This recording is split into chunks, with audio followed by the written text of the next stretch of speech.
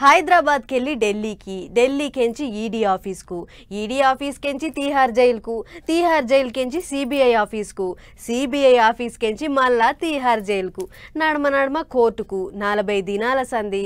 కవితక్కను అటు నుంచి ఇటు, ఇటు నుంచి అటు ఒకటే తిప్పుతున్నారు.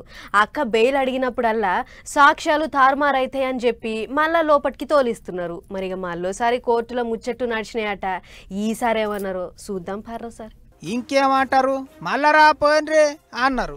ఓడవని ముచ్చట అన్నట్టే అవుతున్నది మందు సీసాల కేసు పంచాది.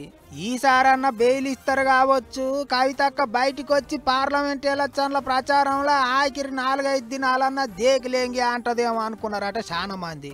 కానీ కోర్టు సార్లు మళ్ళోసారి పాత ముచ్చటనే చెప్పిర్రు.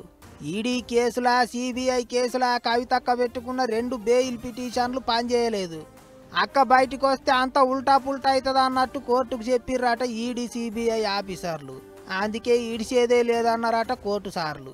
గిదే ముచ్చట మీద 2-3 దినాలల్లా ఢిల్లీ హైకోర్టుకు పోవాలని చూస్తున్నారట కవితక్క లాయర్లు. ఇంకో దిక్కు ఏమన్నా అడిగేది ఉంటే కెమెరాలల్లో అడుగుతున్నారు, కెమెరాలలోనే చూపిస్తున్నారు. అట్లా కాకుండా తానే కోర్టుకు పోయి హాజరేసుకుంటా అన్నట్టు అడిగిందట అక్క. సరేగా అట్లయితే అట్లనే కానీ అన్నారట కోర్టు సార్లు. అందుకే ఇక మంగళవారం తానే స్వయంగా కోర్టుకు పోతుందట. అట్లనే రేపటితోని తీహార్ జైల్లో కవితక్క కస్టడీ ముగుస్తున్నదట. అయితే ఎప్పట్లెక్కనే మళ్ళీ 14 దినాలు కస్టడీ పెంచుతారని ముచ్చట్లు వినిపిస్తున్నాయి. ఎట్లా బెయిల్ రాలేదు కాబట్టి గట్లనే అవుతుంది కావచ్చు అనుకుంటారట అందరూ. గిట్లా మందు సీసాల కేసు మస్తు పరిశాన్ చేస్తున్నది.